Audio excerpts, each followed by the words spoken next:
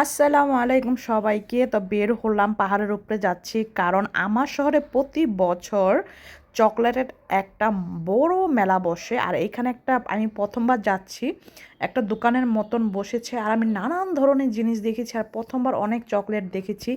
আমার মনে হয় না চকলেট কেউ অপছন্দ করে, ছোট হোক বড় হোক সবাই খুব পছন্দ করে চকলেট আমার জানা মতে। আর এইখানে চকলেটের দাম কেমন ছিল তাও বলে দেব। আর এটা হচ্ছে, এটা দেখে তো আমি প্রথমে ভেবেছিলাম কাচের, পরে দেখি না কাচের না। তো আমি সামনে যাচ্ছি, আর প্রথমবার এই দোকানে আসলাম আর কি। বছরে কিন্তু একবারে বসে এই দোকানটা। আর এখানে দেখুন কত বড় চকলেটের একটা দিয়ে ফ্রেম বানিয়ে রাখছে। আর আমার ছেলে তো, আমি বলতেছি, ওরা বলতেছে ছবি তুলবে, তারপরে আমার দুই ছেলে গেল ছবি তোলার জন্য। তারপরে আমি ভিতরে চলে আসলাম। ভিতরে চলে আসার পর তো আমি অনেক অবাক, দেখেন চকলেট দিয়ে কি সুন্দর জিনিস বানিয়ে রাখছে।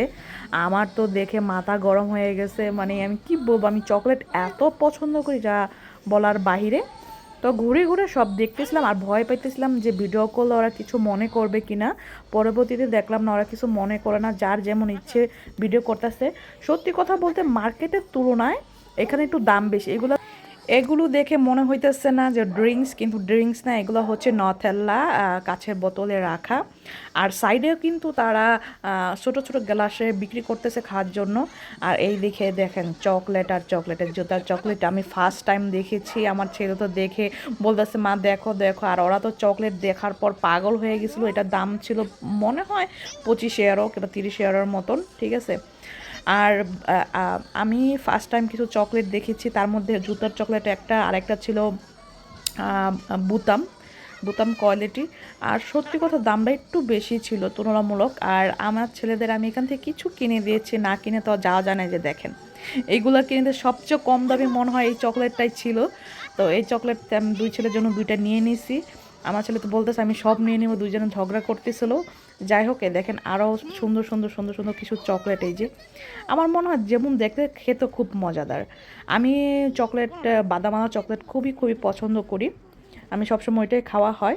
তো এদিকে দেখতেছিলাম, এই যে দেখেন বুতামালা, একটা মনে হচ্ছে না অরিজিনাল বুতাম লাগানো, কিন্তু না, এটা হচ্ছে চকলেট, ঠিক আছে। এটার দামও ছিল মনে হয় 25 ইউরো, মানে 10 ইউরোর উপরেই, সব 10 ইউরোর উপরে।